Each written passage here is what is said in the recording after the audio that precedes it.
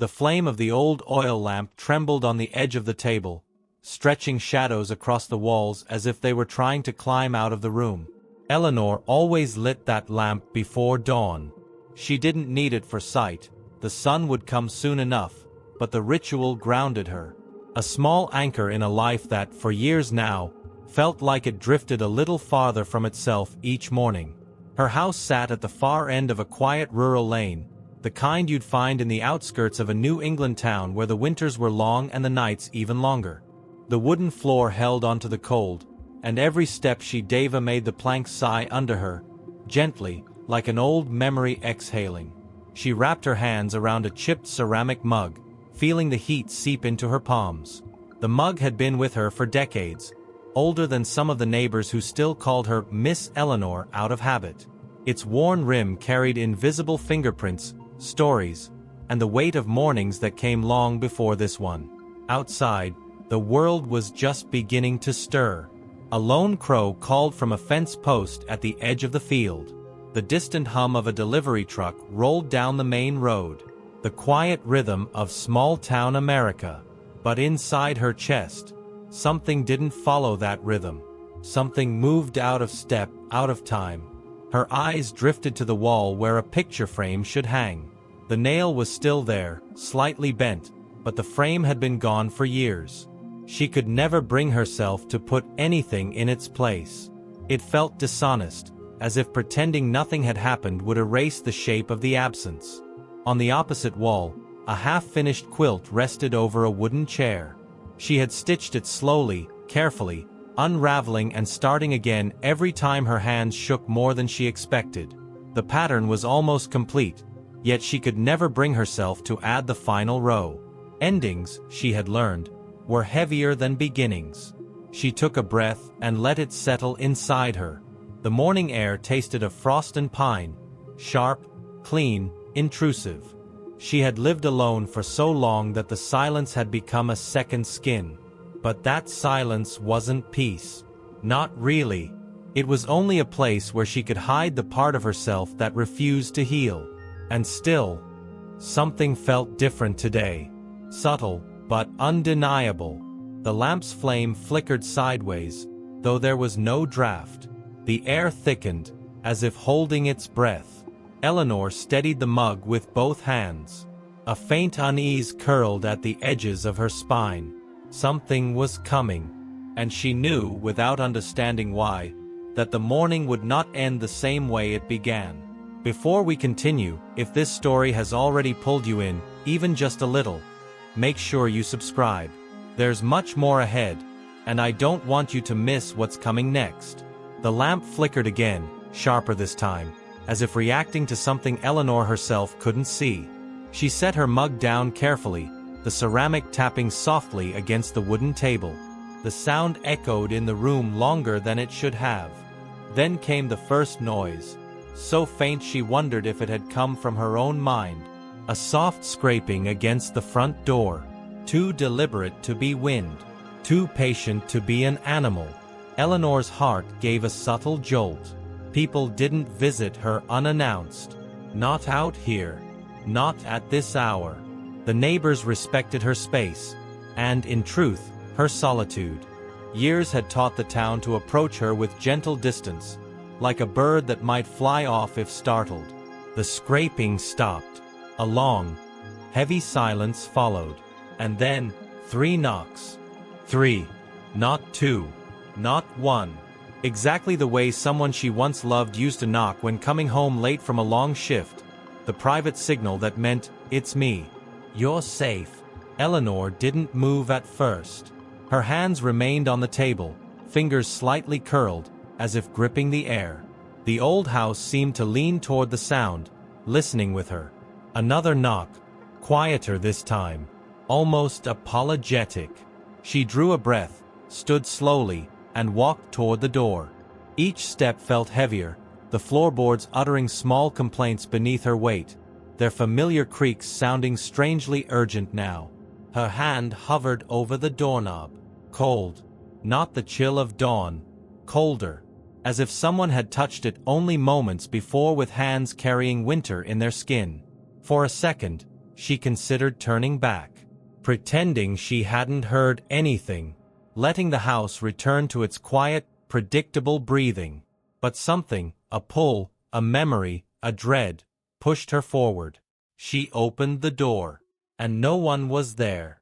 Just the empty stretch of the lane, the mist rising from the grass, the silhouette of pines against a pale morning sky. The world looked still, untouched, but the air held the density of something unsaid. Then she saw it. A small envelope lying precisely at the threshold, placed with intention, not dropped, not forgotten, delivered. Eleanor stared at it, her breath catching somewhere between her chest and throat. The envelope was worn, edges softened, like something carried for a long time in someone's pocket. She knelt slowly, knees protesting, and picked it up. It was light, much too light, but its weight, the weight that mattered, was immediate and crushing. There was no name on the front, no return address, just a faint mark on the back, a thin, slanted line that looked cruelly familiar, almost like the way he used to sign notes left for her on the kitchen counter, notes from a life that had ended in grief, a grief she had never fully dared to inspect. Her fingers trembled, her throat tightened, the sky seemed to dim, though the sun was rising. A sudden sound behind her made her turn sharply. Footsteps, approaching fast along the gravel road. Eleanor straightened, clutching the envelope to her chest without realizing it. A young woman was coming up the lane, breathless, looking over her shoulder as if she had outrun something. She stopped at the gate, seeing Eleanor in the doorway, and her eyes widened with something between fear and recognition. "Miss Eleanor," she said, voice cracking. I need to speak with you." Eleanor didn't answer. She couldn't. The envelope in her hand seemed to pulse with its own heartbeat. The young woman's gaze dropped to it, and horror crossed her face. "Someone got here before me." Her words weren't loud, but they struck like thunder. Eleanor felt her knees weaken. Her world, already fragile, tilted. The young woman stepped closer, lowering her voice to a trembling whisper. "You shouldn't be alone right now. Not with what's starting again." A shiver traced Eleanor's spine. Starting again? The envelope burned in her palm. A door inside her, a door she'd sealed years ago, began to creak open. This was no ordinary morning, and whatever had begun, she could no longer outrun it. Eleanor stepped aside slowly, letting the young woman cross the threshold. It wasn't trust that moved her body. It was something closer to surrender, the quiet understanding that whatever this was, it had already begun long before either of them arrived at this moment. Inside, the young woman paused. Her gaze swept the room, lingering on the bare wall where a picture frame once hung, on the half-finished quilt, on the flickering lamp that seemed to shrink at the presence of two heartbeats instead of one. "You kept it just like they said," the young woman murmured. Eleanor stiffened. "Who said?" The question came out sharper than intended, but the young woman didn't flinch. Instead, she approached the table where the envelope rested, her face draining of color as she saw the slanted mark on the back. "He used to sign everything that way," the girl whispered. "I've seen that mark more times than I can count." Eleanor felt her lungs tighten. "You knew him?" The girl hesitated, not because she didn't know the answer, but because saying it aloud would ignite something irreversible. "He was my father." The chair behind Eleanor screeched as her hand gripped it for balance. She felt the world tilt again, but this time it was not fear pressing her down, it was recognition. A faint, quiet knowing that she had seen shadows of this young woman before. In his eyes, in his smile, in the contours of a life that had ended far too abruptly. "What do you want from me?" Eleanor asked, her voice trembling, but steady enough to contain the storm swelling beneath it. The young woman swallowed hard. "I want the truth, and I think you deserve it too." She reached into her coat and pulled out a small box. Old wooden, the kind sold in antique shops on the edge of towns where secrets like to hide. She placed it gently on the table. I found this among his things last week, she said. Hidden at the back of a trunk he never let anyone touch. Eleanor stared at the box as if it were a live animal. Why bring it here? She whispered. Because, the girl replied, you're the only person he wrote about who didn't have answers. The room felt colder. Eleanor's heart thudded painfully, but she forced herself to sit. The young woman joined her, opening the box with slow, trembling fingers. Inside were scraps, fragments of letters never sent, torn pages, a photograph with the edges burnt. Eleanor recognized his handwriting instantly. The same slant, the same impatience in the ink, like he always wrote faster than he could think. One note, half-ripped, still legible. I left because I broke something I didn't know how to fix. Eleanor felt her throat close. Another scrap. I thought distance would protect her from what I became. Then a third. If she ever sees this, tell her I wasn't running from her. I was running from myself. Eleanor pressed her hand against her mouth, stifling a sound that wasn't quite a sob, but something deeper, the voice of grief that had waited years for air. The young woman looked at her, eyes shimmering. He never hated you, she said softly. He loved you in ways that scared him. He carried that fear until it swallowed him whole. Eleanor leaned back, exhausted. The truth was heavy, heavier than the lie she had carried for so long. But unlike the lie, this weight had warmth, humanity, flaws, realness. What do you want from me now? Eleanor asked again. Nothing, the girl replied. Except, maybe, a place to understand him together. You knew one version of him. I knew another. And neither of us ever got the whole story. For the first time, Eleanor didn't feel like the room was shrinking around her. She felt the world widening, painfully, but undeniably. Two pieces of a broken history had finally found each other. She looked at the photograph inside the box. His face half-burned, half-whole, and felt both loss and relief settle into her bones. After a long silence, she exhaled shakily. If you were in Eleanor's place, what would you do with the truth now? Tell me in the comments. I genuinely want to know your heart on this. The room felt different now, as if every breath stirred the dust of years she had tried her whole life not to disturb. Eleanor sat with her hands folded, palms trembling ever so slightly, her eyes fixed on the pieces of her past scattered across the table. The young woman, Claire, though she had not yet offered her name, waited quietly, respectful of the storm building behind Eleanor's silence. The oil lamp flickered again, its glow bending toward the photograph in the box, illuminating the burnt edges. Eleanor traced one finger along the curl of charred paper, her touch feather-light, as though afraid it might crumble further. Why did he keep all of this? She asked, her voice barely more than a breath. Claire hesitated before answering. Because he never stopped carrying you, even when he didn't know how to come back. Eleanor inhaled sharply. Her chest tightened with something complex. Anger, grief, relief, betrayal, all folded into one impossible knot. You said he loved me, Eleanor whispered. Then why didn't he stay? Why leave me to believe he died alone? Claire swallowed hard, shifting her weight as if the truth itself had mass. Because he didn't think he deserved to stay. The words struck like a blow. Eleanor's jaw trembled. She reached for the letter, the one complete message he had managed to write, and read the two words again. Forgive me. A sound escaped her.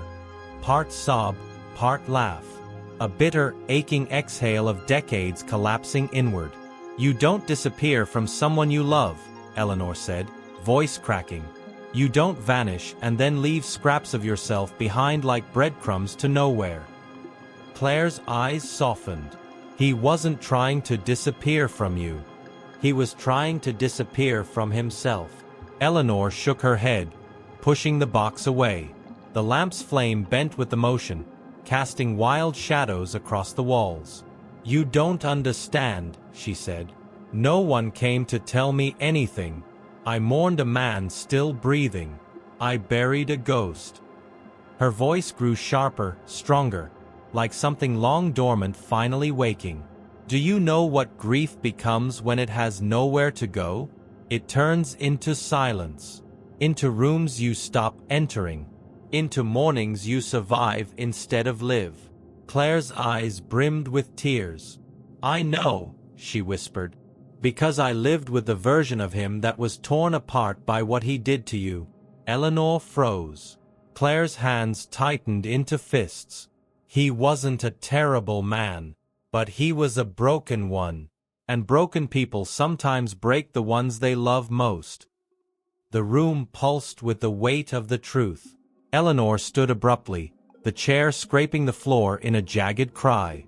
She walked to the window, her breath shaking, her fingers gripping the sill.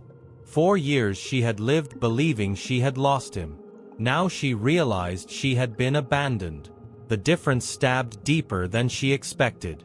She turned back to Claire, something fierce and aching in her gaze. You came here to give me closure, Eleanor said. But all you've done is tear open everything I buried. Claire stepped closer, her voice trembling. No, I came to give you what he couldn't. The truth, even if it hurts. Eleanor pressed her hand to her chest, as though steadying a heart that had suddenly forgotten how to remain whole. He asked for forgiveness, Claire whispered. He never forgave himself. The words cracked open something inside Eleanor, a dam she had fortified for years. Her knees nearly gave out. She reached for the table, steadying herself as tears finally broke free. Not the tears of mourning she had once known.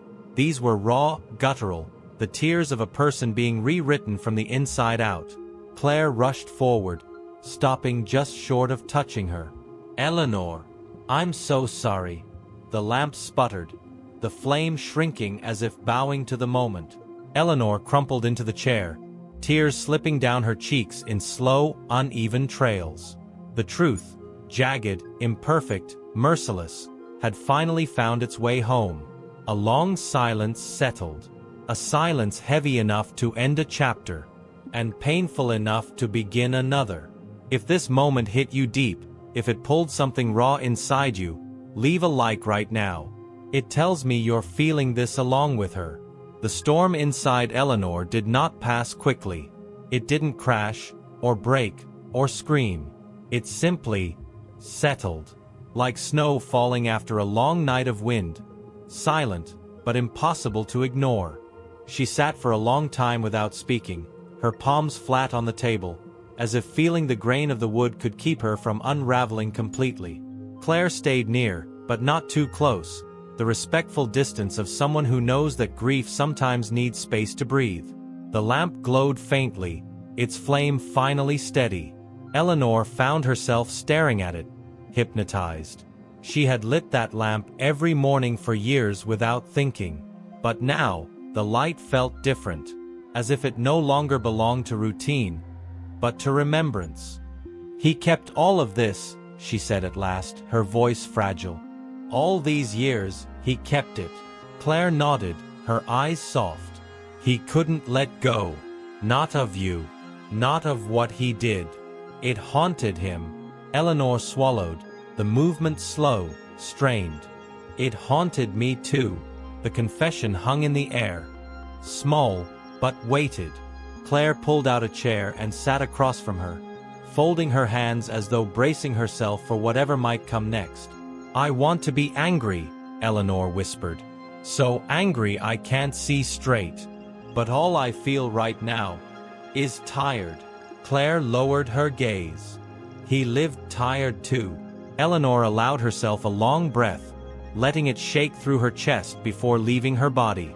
Then she reached for the envelope and held it gently on her lap, no longer afraid it might cut her. Do you know what's strange? She said after a moment. This truth, it hurts. It hurts deeply, but it also makes sense in a way his absence never did. Claire wiped her cheek discreetly. Sometimes the truth breaks you, but at least it's real. Eleanor turned her head slightly, studying Claire with a quiet curiosity that hadn't been there before. "You lost him too," she said softly. Claire's breath caught. Yes, 2 women. 2 versions of the same loss. 2 ends of a wound that had never been stitched. Eleanor didn't reach out. She wasn't ready for that. But her voice carried something new. Something like the first crack of light through a long-closed window. "What do you need from me?" she asked. Claire looked startled. I don't know. I didn't come here expecting anything. Just thought you deserved to know the truth. And maybe," she hesitated, "maybe I hoped you could help me understand him." The parts one missed. Eleanor's gaze drifted to the empty wall, the one where the picture frame used to hang. "I don't know if I have answers left," she murmured. "But maybe we can sit with the pieces together." Claire nodded slowly, as if that small offering was more than she had hoped for. Outside, the wind brushed lightly against the house, neither cold nor warm, just present.